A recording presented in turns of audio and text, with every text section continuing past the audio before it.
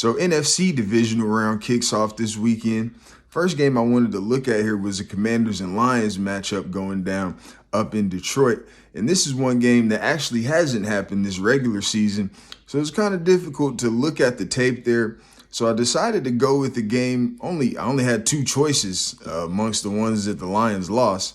So I chose this Bills game mainly because I think it's kind of a comparable matchup. You got a defense in Buffalo that's kind of bend but don't break, I would say. I think the Commanders kind of have the same kind of offense, but they can be good in streaks, right? And then I think offensively, you have a few weapons. You got some backs that can do multiple things out of the backfield, catch passes, and break for 20, 30 yards, right? So, and then obviously you have a dual threat quarterback. One is a gigantic Josh Allen. The other one is the Slim Reaper.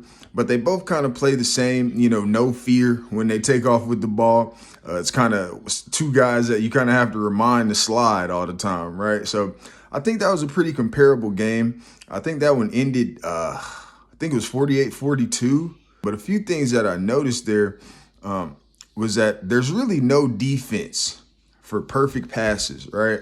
And honestly, Jaden Daniels is one of the more accurate quarterbacks in the league, to be honest with you. And so I think that's something that he really wants to kind of hone in on, right, is being extremely accurate with the football. I saw a lot of plays against the Bills where the Lions DBs and defenders were in the picture. They were there, but the passes were just too good, and the receivers had great hands and made some of those catches in traffic, right? So I think that's something that the Commanders can kind of rely on. Like I said, Jaden Daniels is a very accurate quarterback as well, right?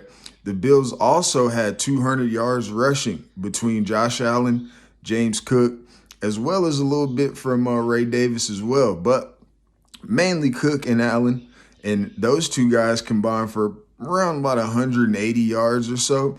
And I think that's something that obviously, again, the Commanders can kind of duplicate and kind of implement into their game plan to get that ground game going. Obviously, you got Brian Robinson. Jaden Daniels can obviously run the ball as well, right? And then you still got Austin Eckler as well. And that was another thing that I noticed. James Cook and Ty Johnson both killed the Lions out of the backfield, right? So who better, right? You got Austin Eckler, one of the best pass-catching running backs of all time, honestly, I would say, definitely of my generation, right? So as far as like the last 10 years, Austin Eckler is probably one of the better known pass-catching running backs. And then you also have Brian Robinson, that's a Swiss Army knife kind of player as well, catches a lot of passes out the backfield, catches it well out of the backfield, right? So I think that's another part of the offense that the Commanders can kind of rely on when it comes to trying to find some holes in this Lions defense, right?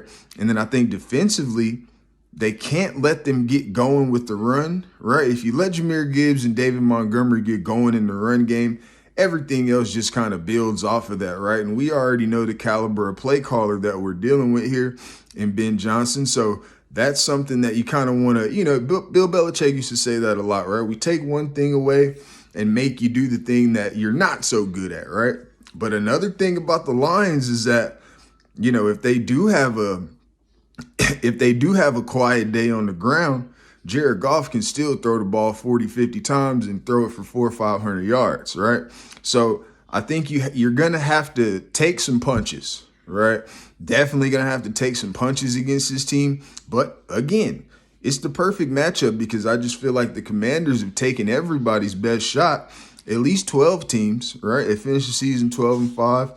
You can say 13-5 now because they definitely took the Buccaneers' best shot last week and came out on top, right? So a lot of close victories for this Commanders team, a lot of, final play, final drive kind of victories. So, I think that's something that they're used to, right? A playoff type of atmosphere, a must-win kind of atmosphere, and they've shown that they can get it done in those situations, right? And again, I think that's something that they're going to, again, have to rely on as well. Right now, the Lions only came out with 48 yards rushing, right, against that Bills team. But again, Jared Goff goes for 494, right? And so you have to kind of find ways to, make some mistakes out there, honestly, is what it comes down to, right? We know Jared Goff is one of these quarterbacks that if you get him off his spots early, if you get pressure on him early, you can kind of throw him off for the rest of the game. And again, it's the playoffs. It's win or go home.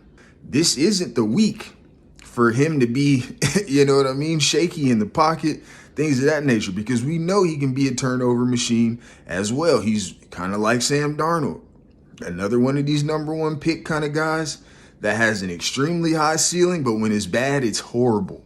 Can the Commanders kind of bring some of that bad side out of Jared Goff? I think that's another way that they can kind of get a victory here and come out on top.